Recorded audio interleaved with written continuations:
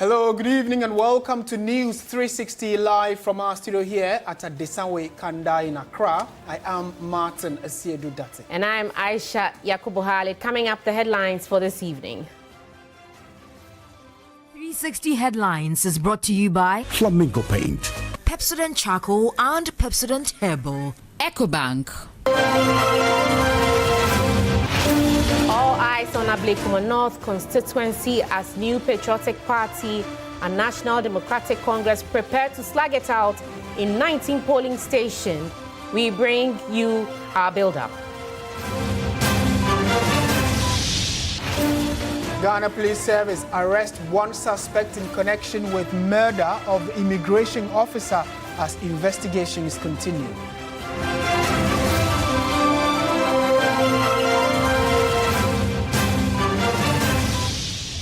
Also coming up, government hands mining firms Azuma Resources and engineers and planners 7 days to resolve dispute over lease to gold mine.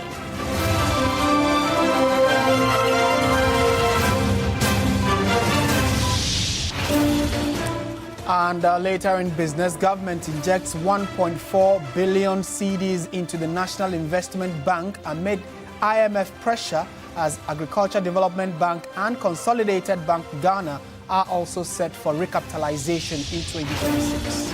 Later, we'll take you to Nigeria, where the military and security forces killed dozens of armed men in separate operations in parts of the country.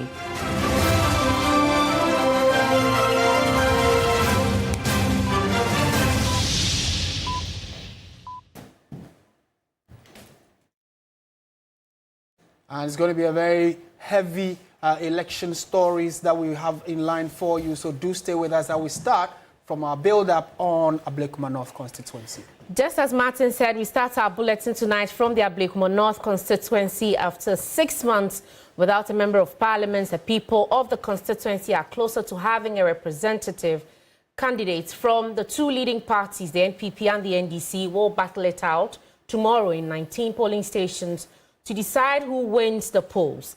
We bring you our build-up by first looking at the story so far. My colleague Alfred Okanse joins me in studio to look at the results collated by the EC so far. Alfred, thank you for joining us this evening. Take us through the Ablekuma North constituency and tell us what to look out for. And in fact, earlier today, something very significant happened ahead of tomorrow. The Electoral Commission did what has been described as the pre-collation.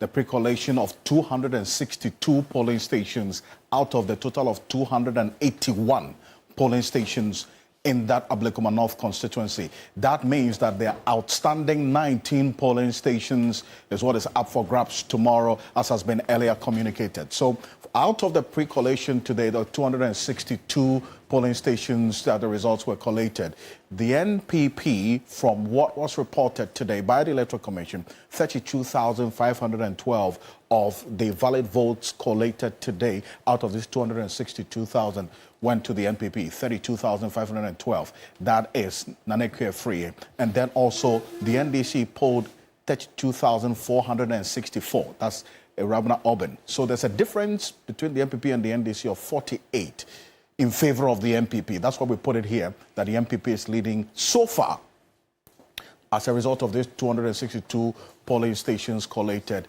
That's the pre-collation earlier today with this 48 votes in favor of the NPP because of the difference between 32,512 and 32,464. But this is a close and very relatively insignificant number if you're looking at the number of registered voters in these outstanding 19 polling stations that are going to take part in the election tomorrow. 6,839.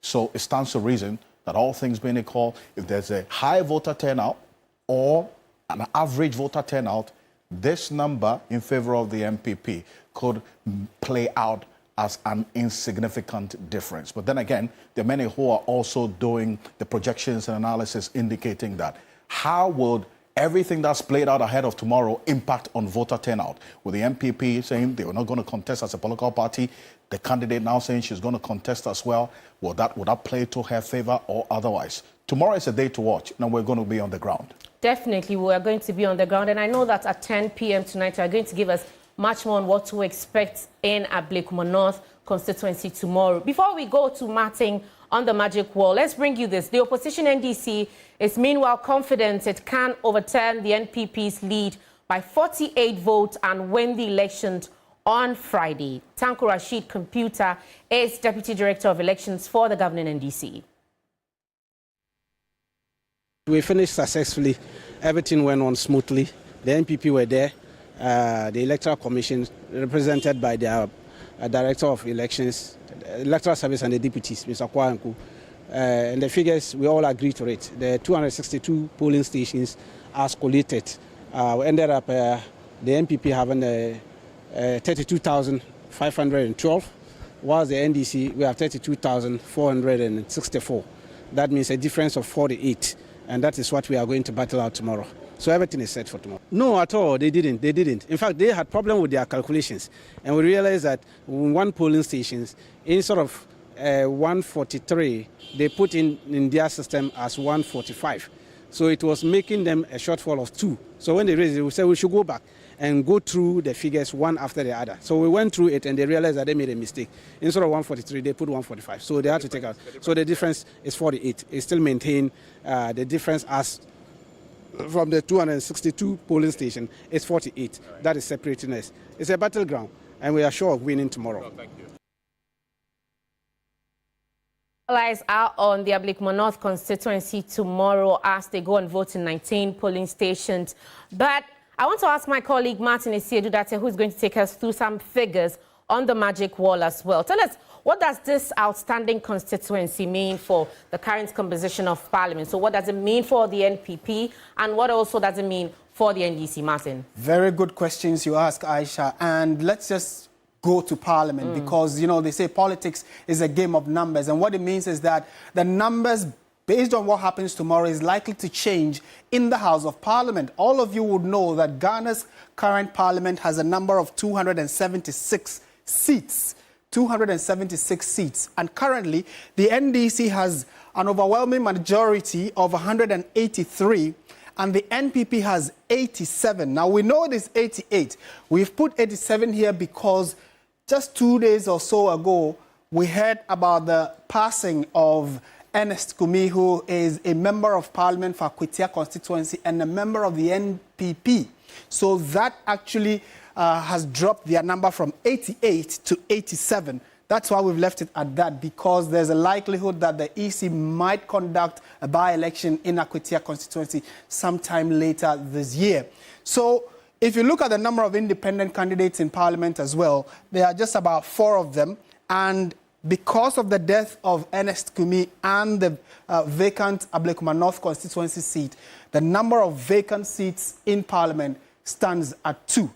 These are the numbers we are looking at the moment, and by all indications, by close update tomorrow, around this time when we are giving you the latest in terms of news on News360, this number or that number is likely to change depending on how Ablekuma North constituency plays out. Whoever wins is likely to change whether the NDC would go up by 184, or if the NPP manages to retain the seat, then they might get their 88 seats back, while we are waiting to see what will happen in Akwetia later sometime this year.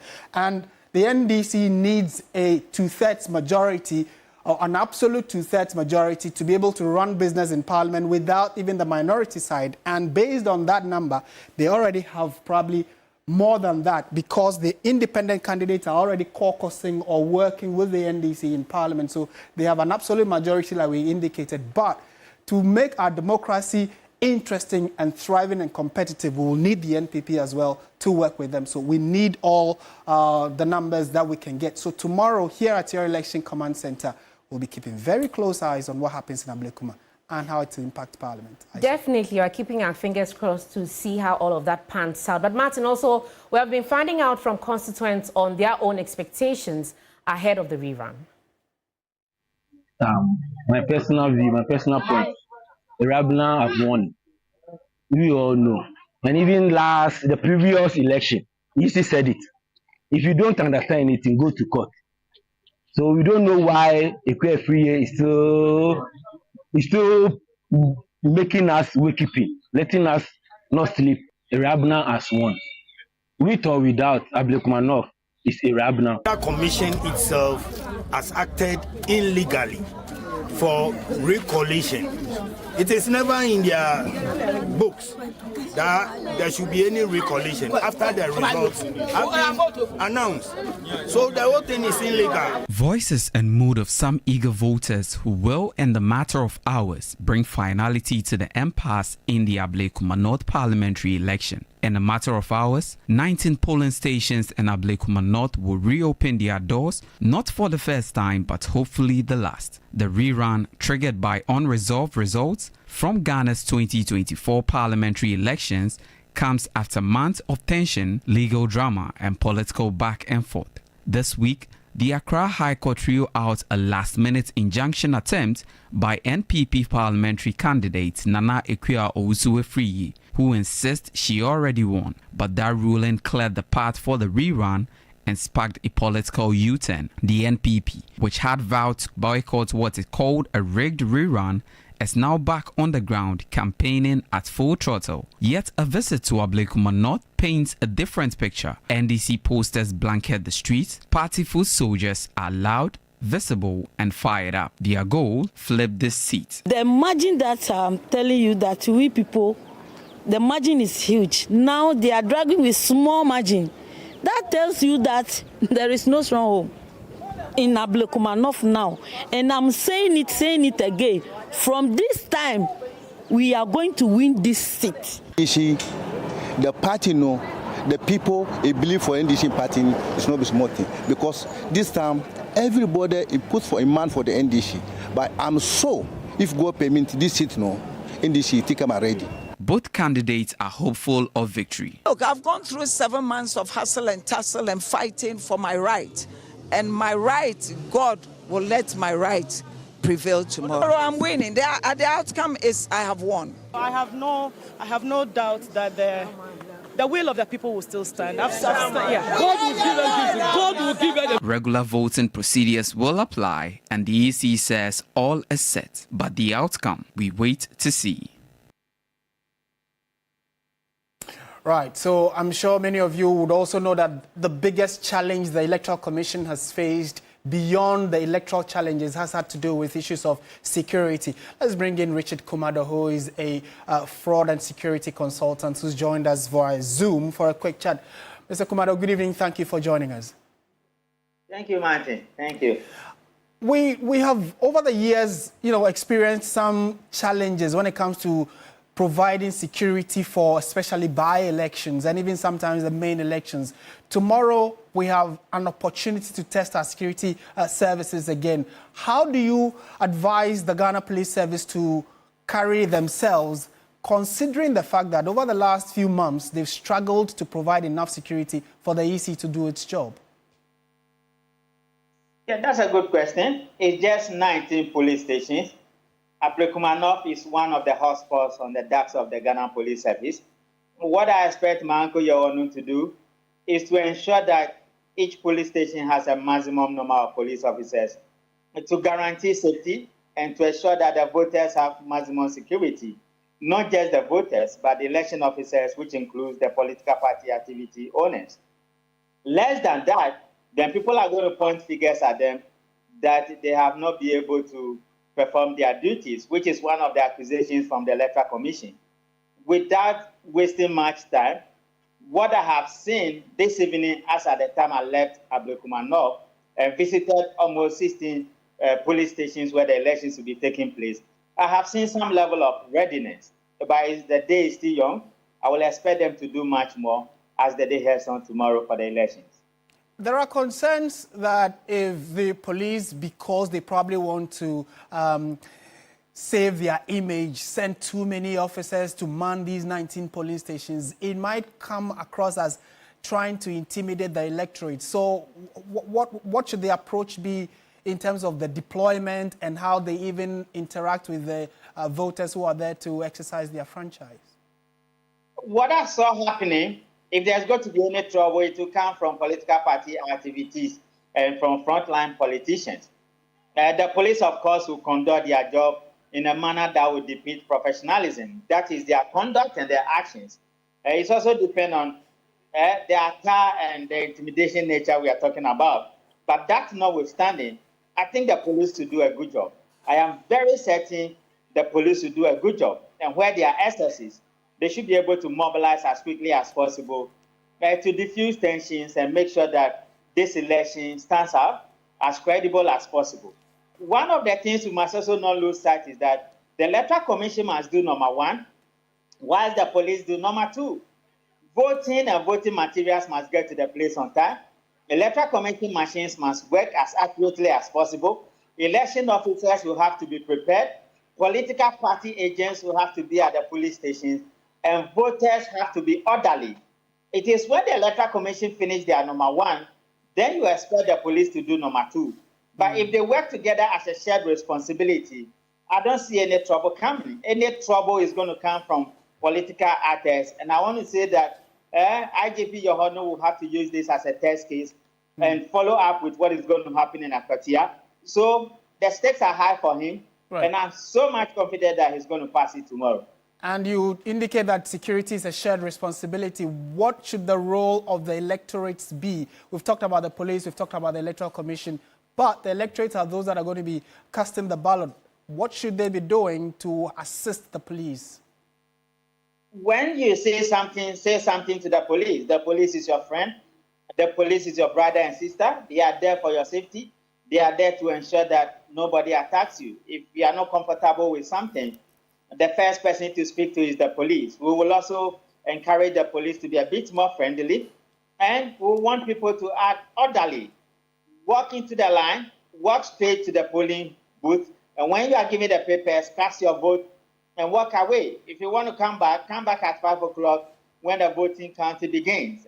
We don't expect political actors to create too much problem for tomorrow's election. If anybody crosses the red line, the police should be swift in getting the job done, but arresting people who want to foment trouble tomorrow. We are seeing too many motorbikes in the Ablekuma North constituency. Right. I will be happy if the police tonight will also hold a press conference outlining what their procedures are going to be and encourage people to behave themselves. After all, this is the second time they are going to vote, and nobody should intimidate anybody from casting their vote. So that is where we are. And we'll also be monitoring seriously and inform the police when we say things that requires their attention tomorrow. Okay. Mr. Kumado, thank you so much for your time. Richard Kumado is a fraud and security consultant. We are still staying on tomorrow's rerun because the Electoral Commission has refuted suggestions. Its decision to rerun some 19 polling stations in the Ablekuma North constituency is due to political influence. At a press conference hours to the start of the poll, the Commission urged peace and calm to help it complete collation for the constituency. According to the Electoral Commission, they have at all times strived to complete the collation process for the Ablekuma North constituency. Deputy Commissioner Dr. Bosman Eric Asare told journalists the inability of the police to provide protection, among other reasons, prompted the decision to rerun the polling stations. The Ghana Police Service, in the response to the letter, informed the Commission that it had referred the issue of the completion of the collation of the Ablekuma North constituency parliamentary election results to the Attorney General for legal advice. They indicated that in view of the referral, the National Election Security Task Force will not be able to provide security until they receive the advice from the Attorney General. Since then, we have followed up with the police on several occasions. They have indicated today they have indicated they have not received the advice from the Attorney General. This put the collation process in limbo. It is important for the public to understand that the issue in contention has to do with the fact that the 37 pink sheets provided by the MPP and used to collate the results were scanned copies. After extensive deliberations, the Commission came to the conclusion that it will rerun the election in 19 out of the 37 polling stations. The Commission arrived at the decision to rerun the election in the 19 polling stations because the 19 scanned polling station results used for the collation, though approved by agents of both political parties, were not verified by the presiding officers responsible for those polling stations. The Commission was able to secure the confirmation of 18 presiding officers of their scanned pink sheets. The Commission was of the view that once its officers were legally charged to conduct the elections at the polling stations, and they have also confirmed the scan results, there was no need to rerun the elections in those polling stations. He refuted strongly allegations of bias or influence in their decision to conduct the rerun. The Commission's attention has been drawn to an unfounded accusation that it has been influenced by certain individuals to pursue the rerun. We state categorically that Ghana's Electoral Management Body is an independent body and will not be dictated to by any person or institution. Our track record speaks for itself. The Ghana Police Service and the National Election Security Task Force have assured the Commission of their readiness to ensure security before, during, and after the rerun. In all, some 6,839 voters are expected to cast their ballots in the 19 polling stations. Now, members of Parliament have also shared their opinions and expectations on the rerun of parliamentary elections in the Ablekuma North constituency, which comes off tomorrow. While perspectives vary across the political divide, MPs from the National Democratic Congress side have expressed strong optimism about their candidates' prospects in the poll. Christian Yali interacted with them. This is going to be one of the crucial elections, considering all of the controversies that have surrounded Ablekuma North. The NPP initially said they were not going to contest, but their candidate today has indicated that she is going ahead to contest. Do you feel that is going to pose a tighter contest for you as a party, I mean the NDC? Not at all. It doesn't really change anything because we went into the election on the 7th December 2024 with one mission, that's to win the election. And we believe we won the election hands down. And we are ready. Whether MPP are contesting, whether they are not, we are ready to go into the election to win every single one of those polling stations. All the members of parliament have been assigned to specific polling stations, and we're going to perform our duties diligently. Even though the constituency is MPP strong, but I'm very sure if the process had been allowed to go through, NDC would have won that seat. 19 polling stations could make a difference comparing the two. If it couldn't have made a difference, the Electoral Commission would have gone ahead to declare. So I think what is going on is part of the democratic process. In a democracy, transparency, fairness must prevail. And I think that is what is prevailing there. MPP itself as a party is scattered. The party doesn't want to go, but the candidate wants to go. But where there is this unity, I think that the center cannot hold. But NDC as a party is very, very confident that at all costs we will win Ablekuma Sif. And we at your Election Command Center will bring in you coverage of the elections tomorrow right from 6 in the morning. And by 7 when polls start, we are your go-to choice for elections in Ablekuma North constituency.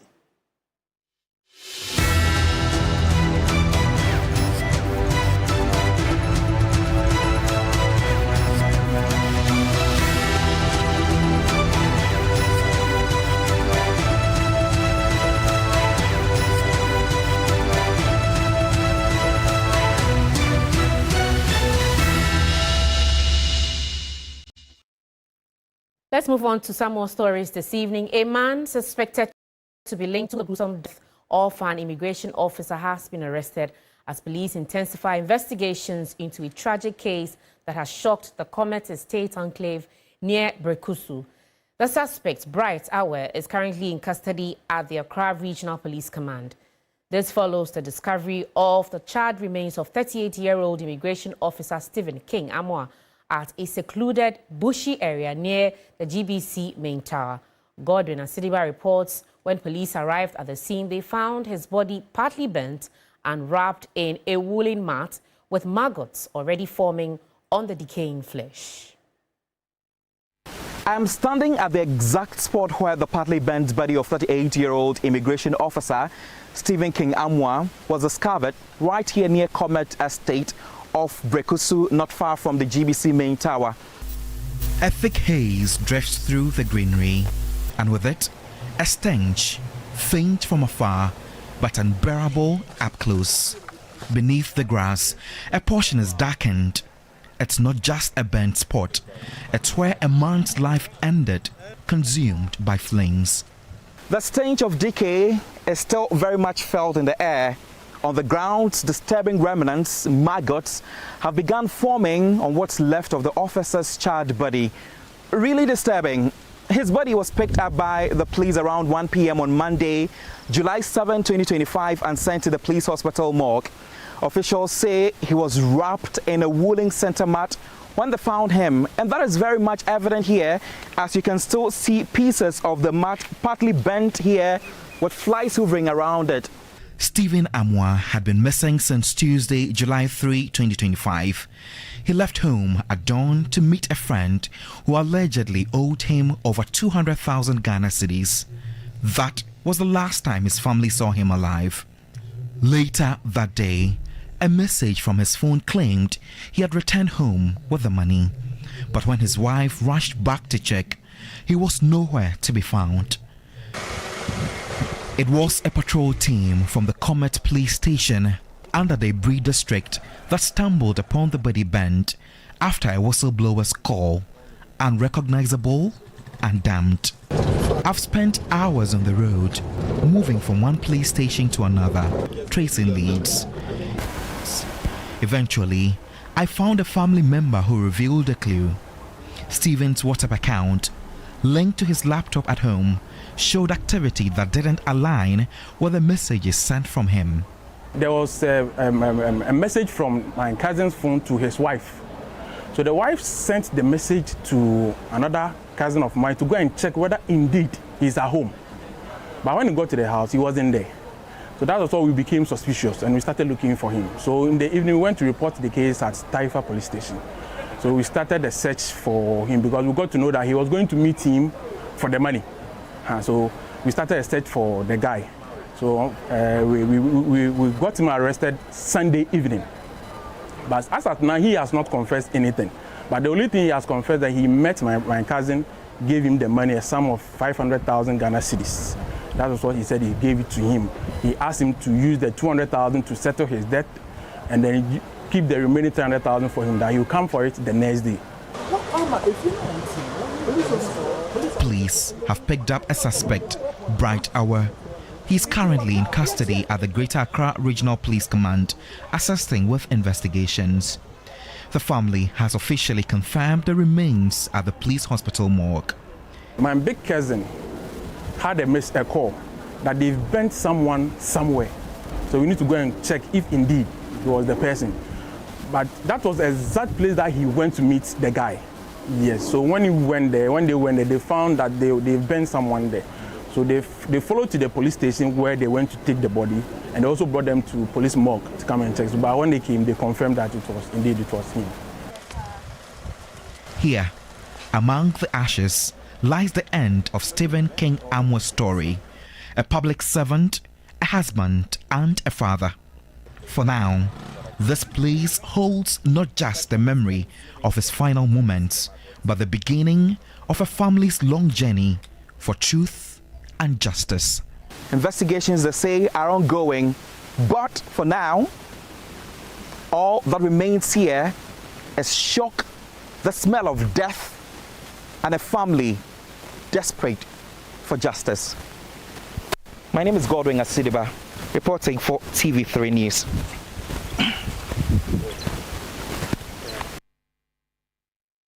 Let's go on to some other stories now. And government has handed Azuma Resources and E&P 7 days to resolve disputes over the sale of the Black Volta gold mines, or a decision will be taken in the interest of the country. It follows media controversy and press releases by the two parties over the sale of the mines, with both parties alleging impropriety. Maona Egbeta breaks down what has become a complex subject. The controversy all starts with Imani's Bright Simmons flagging a media invitation by engineers and planners to announce a takeover of Black Volta Gold Mines, a local mine domiciled in the northern part of the country and owned by Azuma Resources Ghana. According to Mr. Simmons, that invitation, which would later turn into the signing of a financing agreement, was ill-fated as Azuma Resources Ghana denied selling the mine to ENP. According to records by both contesting parties, negotiations between Black Volta Gold Mines and engineers and planners started in 2023. This was after the mine owners approached EMP, a company connected to President Mahama's brother, Ibrahim Mahama, to purchase the mine as they had challenges, including mounting debt. The big question then comes in. If there was an agreement to buy, why are both parties out in the media? Well, according to Azuma Resources Ghana, ENP failed to meet timelines in fulfillment of the agreement, hence their decision to terminate the purchase of the mine. It doesn't end there. EMP has challenged the alleged termination agreement while disclosing they have secured a high court order preventing any further engagement or development over the purchase of the mine. Which brings us to these set of facts now. Azuma Resources Ghana entered an agreement with EMP for the sale of their Black Volta gold mines valued at $100 million in 2023, with clear timelines and financing agreement. Despite challenges on both sides, ENP made some financial commitments, but these commitments did not stop Azuma Resources from terminating the agreement. EMP is currently challenging the termination in London and has secured a court order against any further development or sale of the mine. EMP announced financing agreement with ECOWAS Bank for Investment and Development (EBID) worth $100 million to pay for the Black Volta gold mines. Both parties are accusing each other of impropriety in their respective media commentary. The noise has now attracted government attention. Sector Minister Emmanuel Kofi-Boah, in a statement, has directed an immediate cessation of the media conflict. He has issued a 7-day ultimatum for both Azuma Resources and EMP to settle all disputes amicably. A failure to reach an agreement, according to him, will prompt the government to take action in the interest of the nation. The Minerals Commission has also been ordered to help the parties in resolving the dispute to ensure the timely commencement of the mining project. For watchers of the space, the Minister's intervention is in the right direction, but must be backed with appropriate legislation. This is News 360. We have some business news next. Stay with us.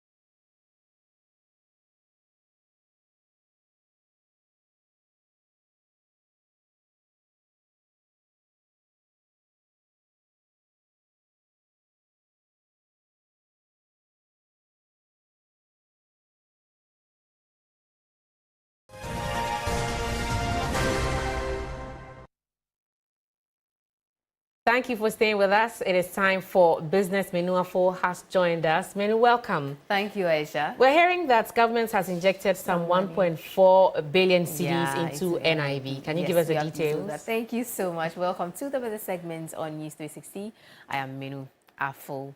So government has recapitalized the National Investment Bank, NIB, with 1.4 billion cedis in cash and bonds to support its restructuring amid pressure from the IMF to take decisive action on the ailing state-owned bank. The move, confirmed by Finance Minister Dr. Atto-Forson, comes on the back of the IMF board's approval of its fourth program review, which saw some $367 million hit the Bank of Ghana's accounts on July 9.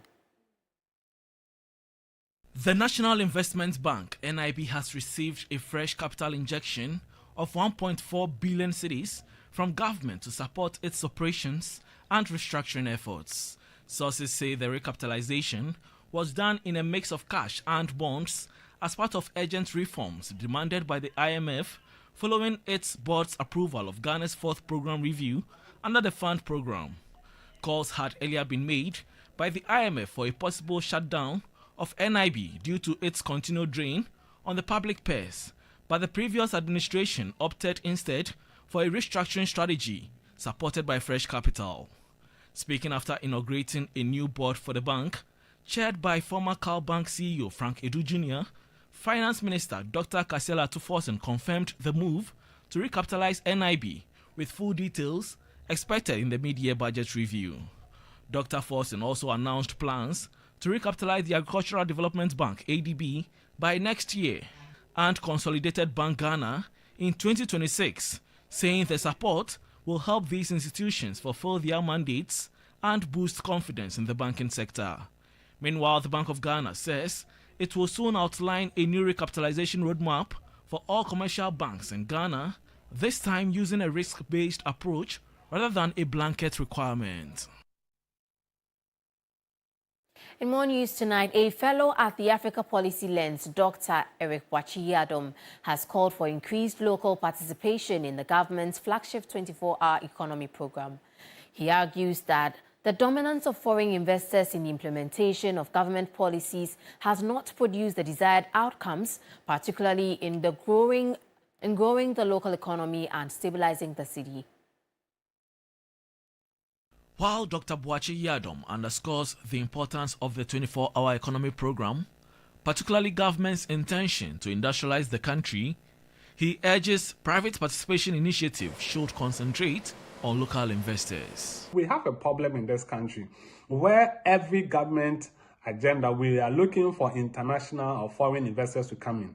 But these foreign investors, when they come in, at the end of the year, all the profit that are made, they repatriate it, and that affects our currency vulnerabilities. So I think in this project, government should show commitment to support local businesses to go into that field by treating those that are already on government project fairly. He has also emphasized the need for clear timelines and key performance indicators, KPIs, for the program for easy assessment and evaluation of progress. Government talks about creating about 1.7 million jobs. Which sectors are the jobs going to be created? You should not create an impression that all our problems will be solved within this particular project. But when it comes to delivery and implementation, there are no structural or there are no systematic plan towards delivering the promise. Dr. Boakye-Yiadom, however, condemned the establishment of the 24-hour Economy Authority, stressing it will defeat the sustainability of the program. It will interest you to know that this $300 million seed money that government has pledged, huge portion will go into setting up this 24-hour authority. Already, there are various sectors and agencies that can partner government in rolling it out. And when a new government comes, the government will not have any option than to just keep the machinery or the agency running. And now Ayisha Health Insurance, a member of the Enterprise Group, has taken a bold step to redefine health insurance in Ghana. In a partnership with global healthcare provider Vitality Health International, Ayisha has launched an innovative product aimed at improving not just access to care, but also encouraging healthier lifestyles. Ayisha Health Insurance is charting a new path in Ghana's healthcare space, moving beyond traditional insurance to a model that promotes wellness, prevention, and global access to care. The collaboration with Vitality Health International brings to Ayisha a behavioral-based health insurance model, one that rewards clients for taking charge of their well-being. Corporate Ghana and everyone whose work makes them move in and out of the country. Healthcare has to be fully assured wherever they may find themselves. So that is where this partnership really meets that need. In the next week or two, we would launch it out fully, and so it would make it available for every individual, every family who wants to sign on, so that that needs of the market would also be met. With features like incentives for walking 10,000 steps, going for regular health screenings, or taking preventive tests like pap smear and mammograms, Ayisha clients can now earn weekly rewards for healthy living. We are very focused on making sure that people are healthier, so we invest in prevention and well-being. We have a behavioral change program for every individual on our plans where we incentivize you to make healthy choices. We have products that can cover you across the African continent, but also globally. So wherever you need to seek your care, we can offer a product to support you to do that. This new plan also comes with expanded coverage locally, across Africa, and even globally. With this new partnership, Ayisha Health Insurance is not just offering products, but launching a movement focused on wellness, access, and better living for Ghanaians. Let's now take a look at what's happening on the forex and commodities markets.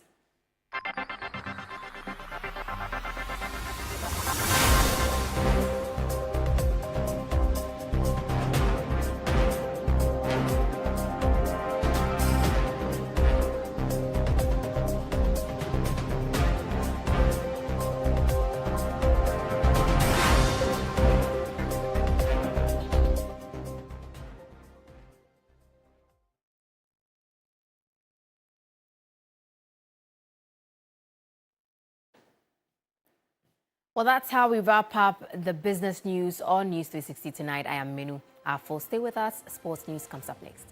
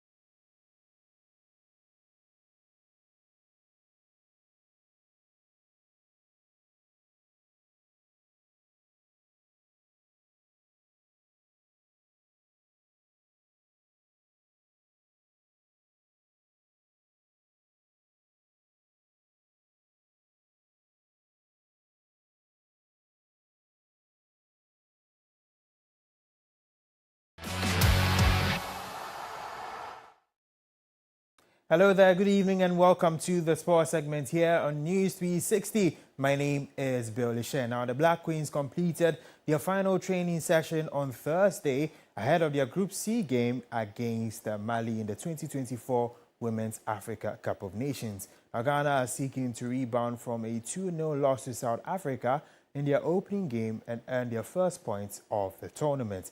My colleague Akosieje is currently in Morocco and put together this report. Their journey was cut short after South Africa defeated Mali 2-0. This time, it's revenge and redemption for the Black Queens. Revenge for 2018, redemption to still stay in the competition as the Black Queens failed to win their game against South Africa. Coach Kemlas Biokegren has been speaking to us exclusively where he admits that it's going to be a very difficult game against the Malians. However, he believes that his players will come to play when it matters the most. I expect a tough game. It's a good team, especially they are good in the attack. So it's going to be difficult for our defenders, but in the same time, I believe that we are a better team. We will really do everything we can to win and to take the 3 points. Meanwhile, Black Queens player Nancy has also been talking to 3 Sports exclusively at their training center here inside there, and she also says this on the expectation that they will put out a very good game for Ghanaians. Ghanaians should expect to win from the Queens because we are going all out and all in to get the 3 points so that we can qualify from the group stage. For 3 Sports, Kusia AJ from Saidia. Now, the GFA president, Kurt Okraku, believes the Black Queens have enough quality to get a positive result against Mali in their second Group C game on Friday. He spoke in an exclusive interview with 3 Sports. And the performance in the second half gives me a lot of confidence going into the second game of the tournament. Mali will always come fighting, but I think we have a lot of quality, and the girls are very much focused at delivering that ticket to the knockout stage of the competition. Now, the Black Satellites were held to a 1-1 draw in their opening match at the Wafu B tournament hosted at the Ghanaman Soccer Center of Excellence in Pram Pram. The team took an early lead, but Nigeria equalized in the second half, denying Ghana a winning start. Now, Ghana's next match against Benin is a must-win if they hope to advance. With a strong finish in their sights, the team aims to secure a semi-final spot and qualify for the African Under-20 Cup of Nations. Now, Ghana's last Wafu Zone B title was back in 2020.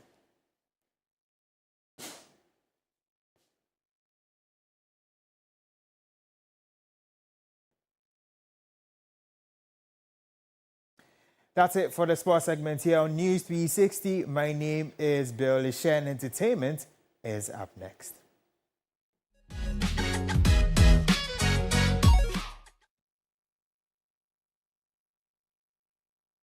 In entertainment news this evening, Ghana and Korea are entering a new chapter of collaboration aimed at spotlighting Ghanaian talent through art and culture. The partnership begins with a staged adaptation of one of Korea's most revered folk tales to be performed at the Accra International Conference Center, produced by playwright Lateef Abubakar. How dare you! Less than an hour, and you kill an innocent soul? Following his recent successful international collaborations with Spain and Italy, acclaimed Ghanaian playwright Lateef Abubakar continues to push boundaries in projecting Ghana's theatrical talent onto the global stage. Perhaps. How did I get here? What's this I smell? Perfume, my lord. Perfume! His latest partnership with the Korean Embassy in Ghana serves as a cultural bridge between the two nations. The collaborative production, Sim Majole, features a distinctive cast that includes Ghanaian screen veterans Fred Amugi, Jackie Ankara, and Kofi Yeboah. The play is richly infused with the rhythms, language, and symbolism of the Ga people, offering an authentic cultural experience. To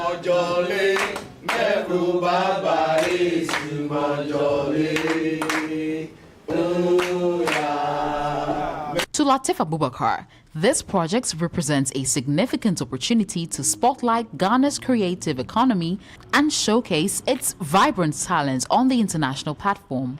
Once you are able to bring the magnifying glass onto our talents, I feel strongly that most of them will be on the international stage. What we need is for people to see us. So this kind of collaborations and partnership gives the platform for international organizations to begin to Google us, for organizations within those countries begin to search the background of the people participating in this particular production. Once it's Korea, trust me, the Korean media picks it up through the embassy. Once it's Italy, the Italian media picks it up. Once it's Spain, the Spanish media picks it up. And then here and there, day in, day out, we begin receiving calls of inviting us to participate in various programs within their country.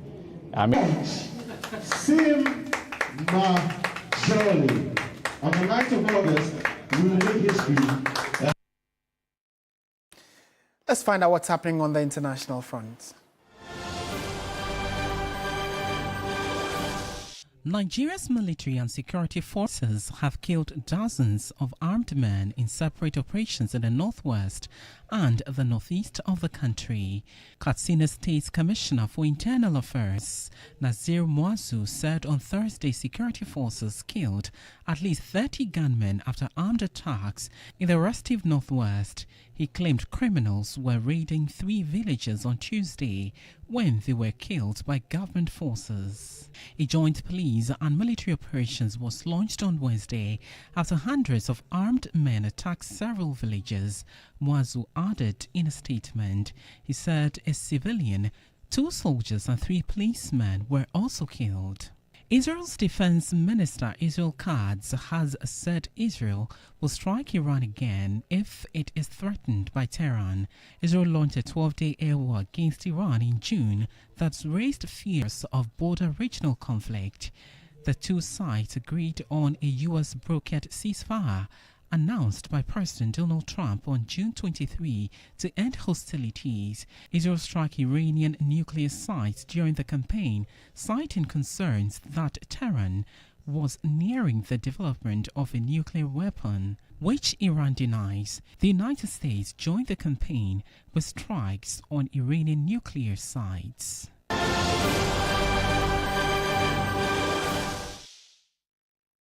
And that's it for our package. Thank you so much for watching. I am Martin Asiedu-Dartey. And I'm Ayisha Yakubu. Ghana Tonight comes up next at 10 p.m. Please stay with us.